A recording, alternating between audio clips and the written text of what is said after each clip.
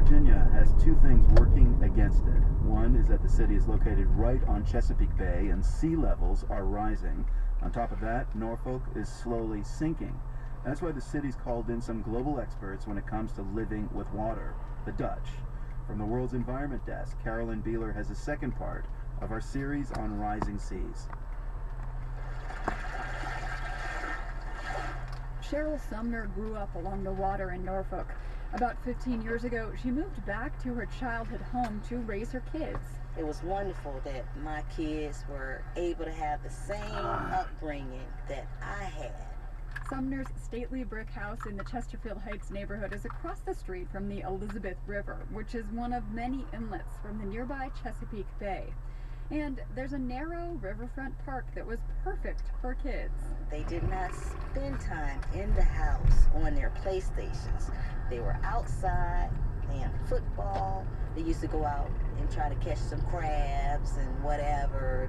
But the downside is that when we have a heavy rain event, we flood.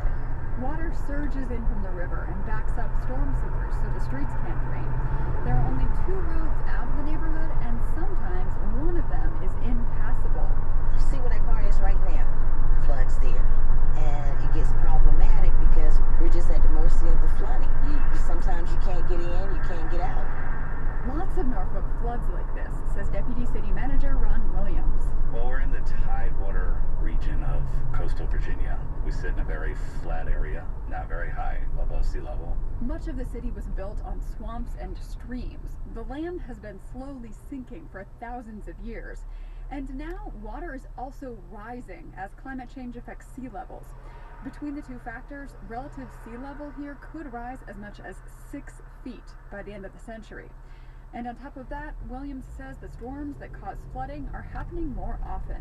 We saw in the 2000s more major coastal storms such as a nor'easter and hurricanes in that one decade than we had seen in the previous 4 decades.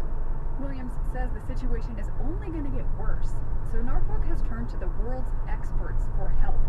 The Dutch have fought the seas for centuries, and their expertise is now in high demand.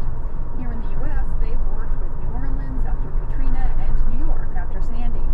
They came to Norfolk last summer and they brought their new approach. Just as in New Orleans, we showed them that they need to fight the water, they needed to find ways to bring it in.